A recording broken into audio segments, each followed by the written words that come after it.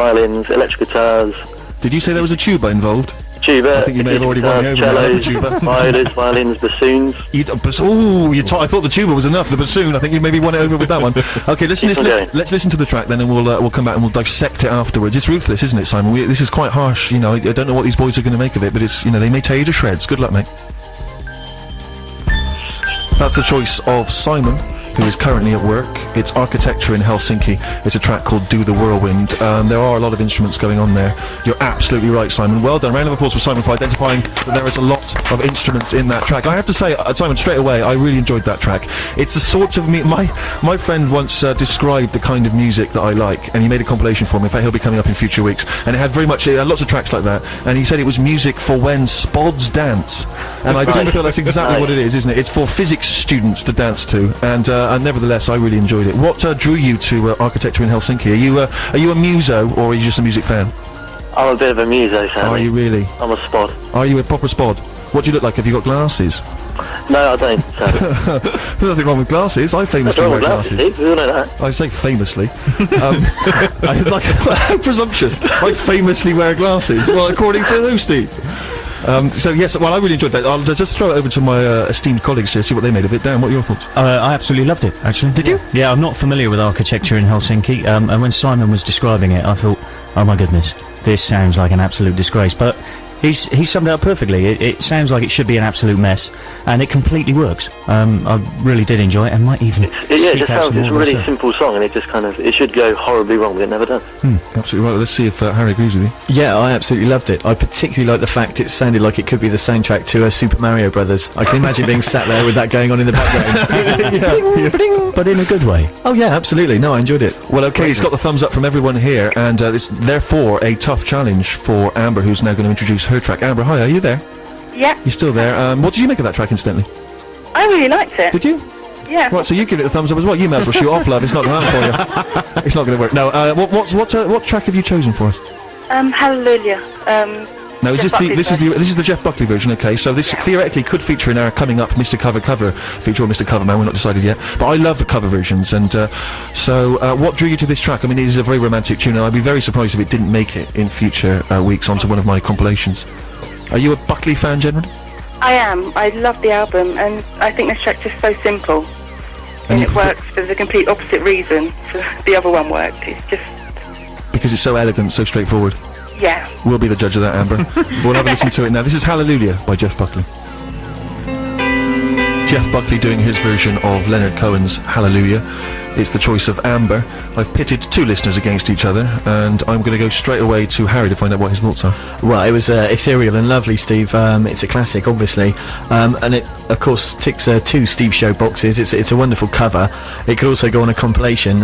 We say it's for office workers, but say you work in a church, maybe there's a member of the congregation you covet, or the priest. Compilation. Yeah, absolutely. I'm actually thinking that because that makes it three, right? So it's a cover. Yeah. It's religious as well. I'm thinking the religious track section could maybe be called what do you think to God That's Good. How's that? Maybe we could have that. We have a little jingle made up for that each week. Amber, obviously it's a beautiful tune, and in a sense I feel it's almost unfair to pit Simon against it, because I almost feel like in a way it's already on the Steve Show playlist. And Amber has very eloquently written why she loves the track, and she actually feels it's an improvement on the original Leonard Cohen original. She says that he's got a terrible, terrible voice. Is that right, Amber? Yeah. Yeah. Look at that. She doesn't care. She doesn't care. Maybe Cohen's listening. He's heartbroken now. His heart's falling to pieces, but he doesn't care. No, it's obviously a great tune.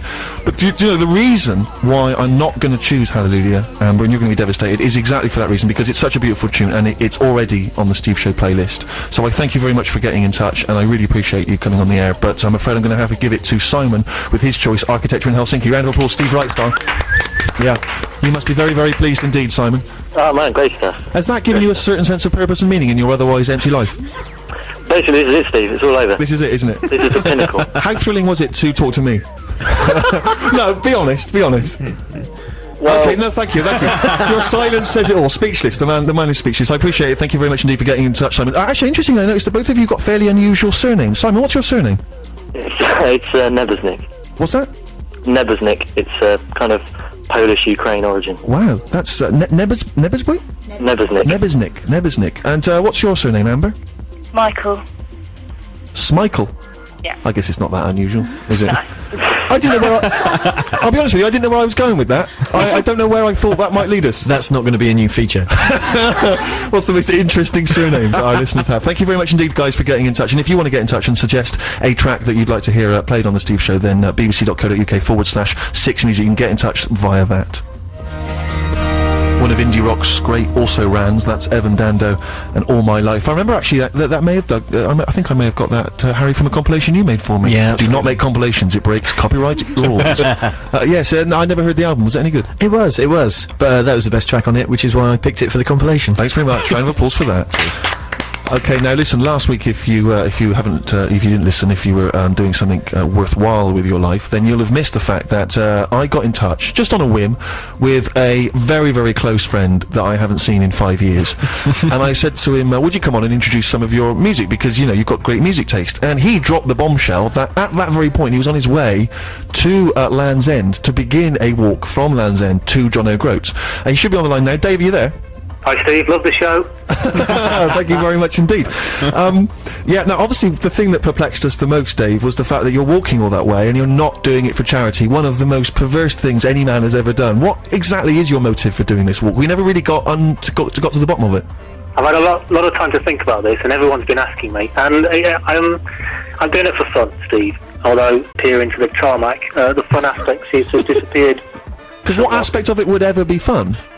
Well, you know, I was hoping to join in with a few games along the way, maybe spy on children in playgrounds and... Spy on children in playgrounds?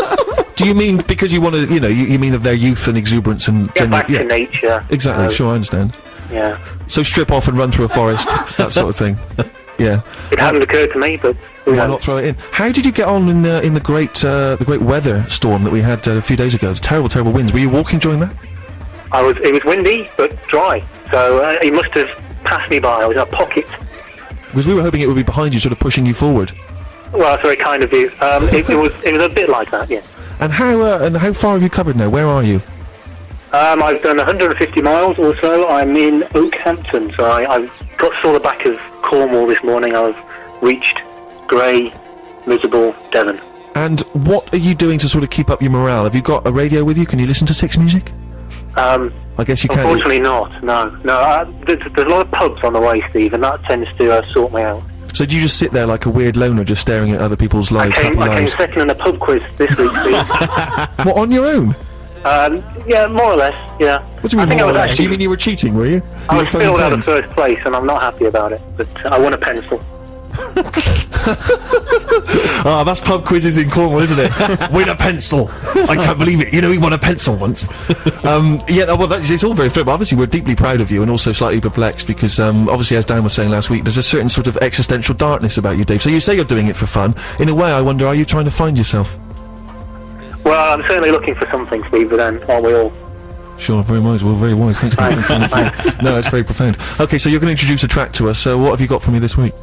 Okay, it's another one that I've had a long, hard think about, and you told me what to pick. And it's by a band who kind of had a similar early start to a band like R.E.M., so kind of garage rock throughout the 80s. And just as R.E.M. became massive, this band kind of influenced people in different ways, kind of started the whole alt country scene, influencing bands like Wilco, and it's a band called Green on Red, and the track's called Little Things in Life. Listen, all the best, Dave, with your walk. We'll catch up with you next week, and hopefully we're going to put some photos, if you don't mind, of your walk up on the website so people can check out that you are actually doing this and that you're not just a crazy comic invention. Is that okay? There's someone taking photos of me. You should have told me. All right, Dave, thank you. All the best, mate. All right. CSS, of course, on Six Music. Steve Merchant, The Steve Show, and the song Music is My Hot, Hot Sex. If you are still hanging around because you're desperate to know who won the last musical duel between Dan and Harry, and let's be honest, who isn't, then I can announce now it was Dan. Get in. Yeah. Steve Wright. Let's have a round of applause. Yeah, Steve Wright style. Now, listen, we come to your final selections, gentlemen, and that therefore means that it is 1-1. Very exciting, just the way we like it. And it's not fixed this week either, because it was the... That's how it was last week. Yes, it was. Because it's the listeners that have been voting, so obviously don't text in until you've heard both selections. Dan, I've always been a bit scary. As you say, you are my flatmate. I often hear noodly jazz rubbish coming out of your room. I'm a little alarmed. What have you chosen for me now? Well, I'm aware of that, Steve, and that's why I've chosen an artist by the Finnish jazz musician Jimmy Tenor, which I'm sure will win you over no end. I do actually like Jimmy. I've not just chosen him to annoy you. I've said jazz. He is a bit jazzy, but he's actually quite difficult to pigeonhole. He plays all kinds of stuff. It ventures into rock, into pop almost at times. But this is a track called Black Hole, which is from 2003, his Higher Plains album. I think it rocks, and I think it's going to win me the competition. Well, we'll let the listeners be the deciding... Oh, hang on. What?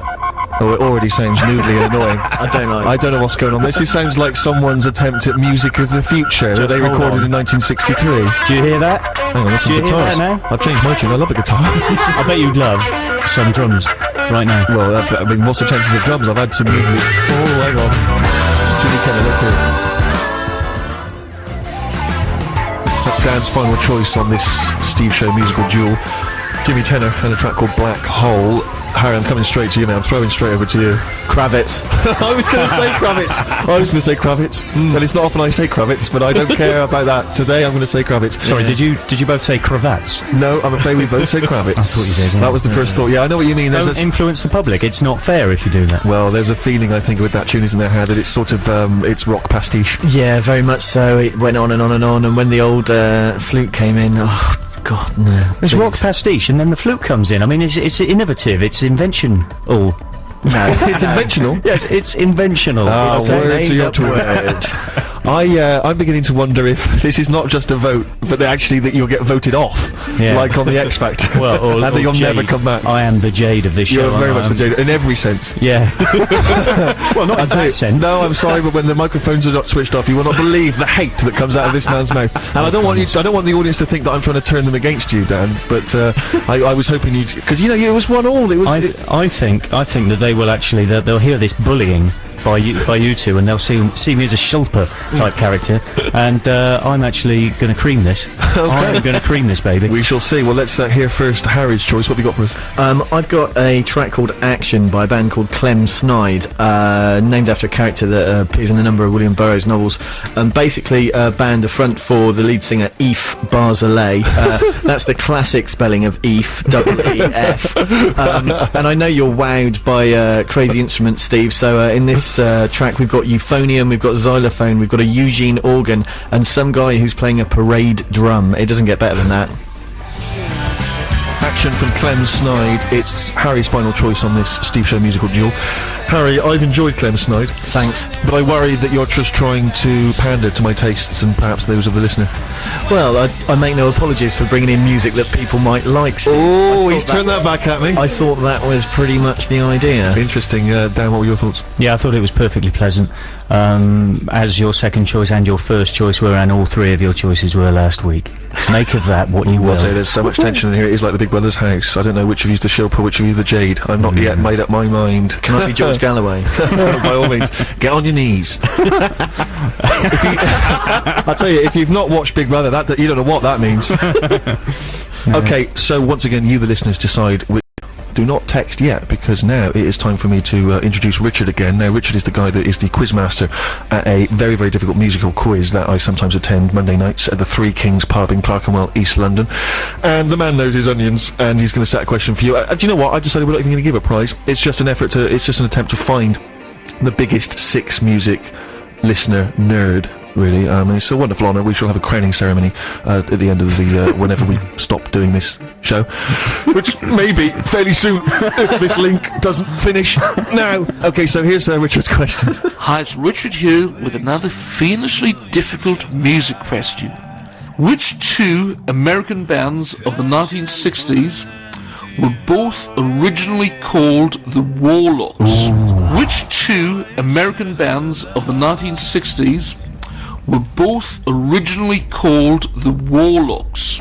Oh, it's tricky, as we'd expect from him.